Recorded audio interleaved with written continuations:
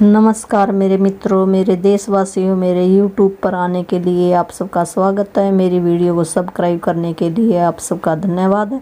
आज का हमारा टॉपिक है सिरधानिया मिल्ट हमें क्यों खाने चाहिए, इनके क्या फ़ायदे हैं, किन किन बीमारियों को ये रोकता है, इनके बारे में मैं आज आपको बताऊंगी। धन्यवाद। जैसा मैंने पिछली बार समझाया था कि प्रकृति की तरफ वापस जाएं और ढूंढें कि हम कौन सी ऐसी चीजों को अपना सकते हैं जिससे हम इन सारे मुश्किल सिस्टम से बाहर आ सकें। और हमने काफी हजारों लोगों को नेचुरल प्राकृतिक खाने की तरफ हमने मोड़ दिया है, और खाना जो है वही आपको सेहत देता है। और काफी लोग सोचते हैं कि खाना जो है वो दवाई है। ये गलत स्टेटमेंट है।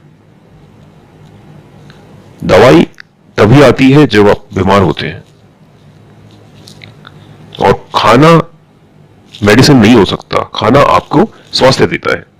और इसी डेफिनेशन को आगे ले बढ़ाकर हमने ये 5 अनाज जो हैं जिसके बारे में मैंने बात की है वो सबसे अच्छे हैं, क्योंकि फाइबर और ऊर्जा देने वाला कार्बोहाइड्रेट जो है वो पूरी तरह से आपस में इस तरह से बंधा हुआ है कि वो ग्लूकोज आपके खून में धीरे धीरे पर लगातार निकालता है, और आपका शरीर ईज फील करता है।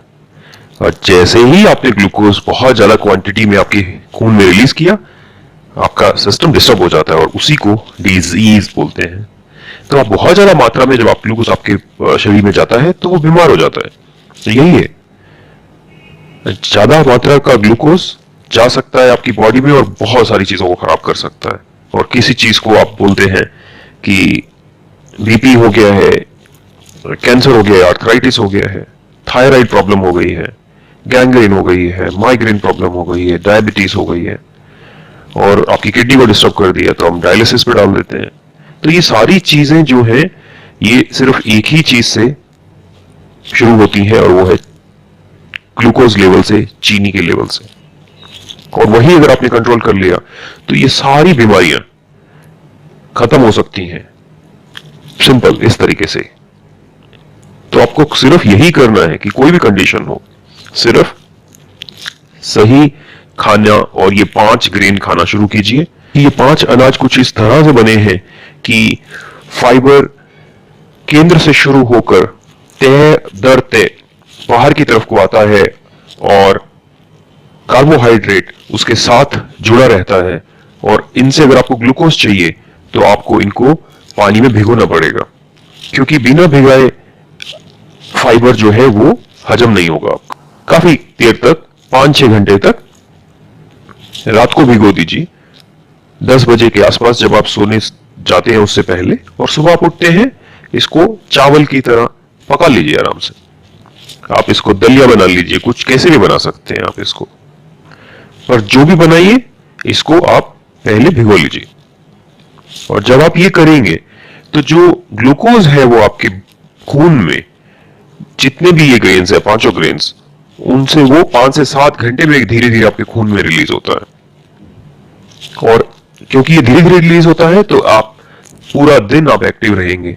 और अच्छी बात यह है कि आपको सॉल्युबल और इनसॉल्युबल दोनों तरह का फाइबर मिलता है।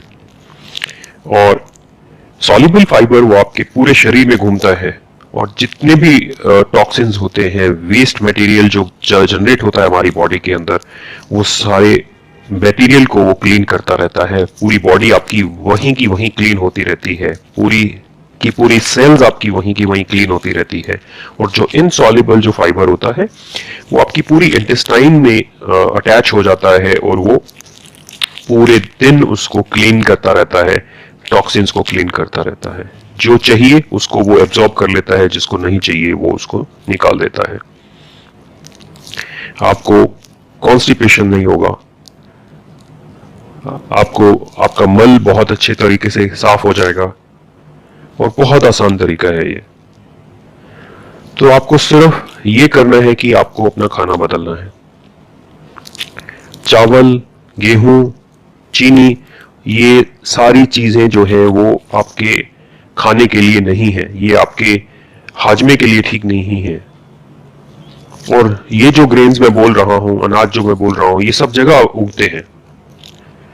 और हमारे लिए खुशकिस्मती की बात यह है कि हमारे पास अलग अलग तरह के रीजंस हैं, अलग अलग तरह के मौसम हैं, और हमें सब तरह की मिलेट यहां मिल जाती हैं।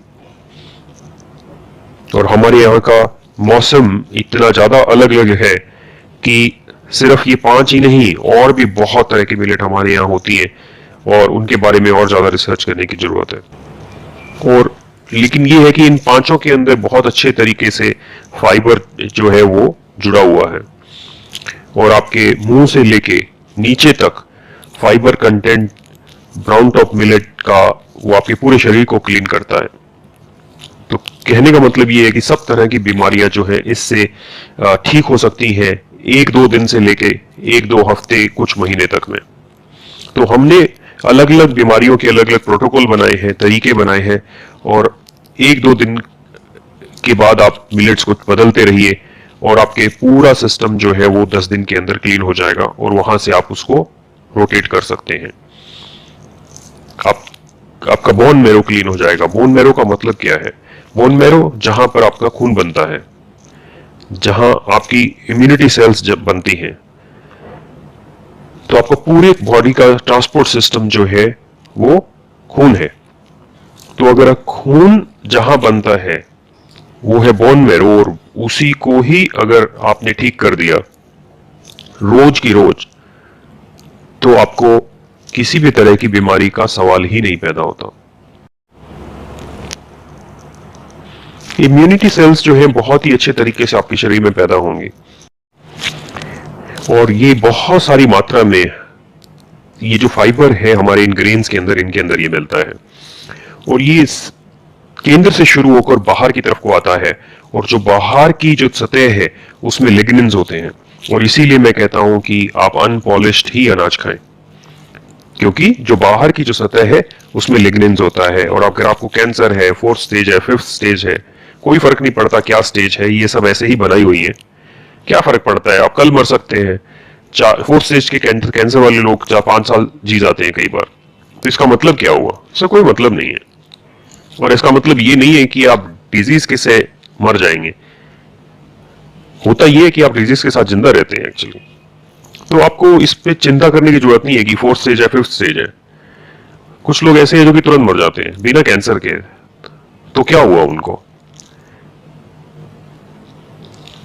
तो लोग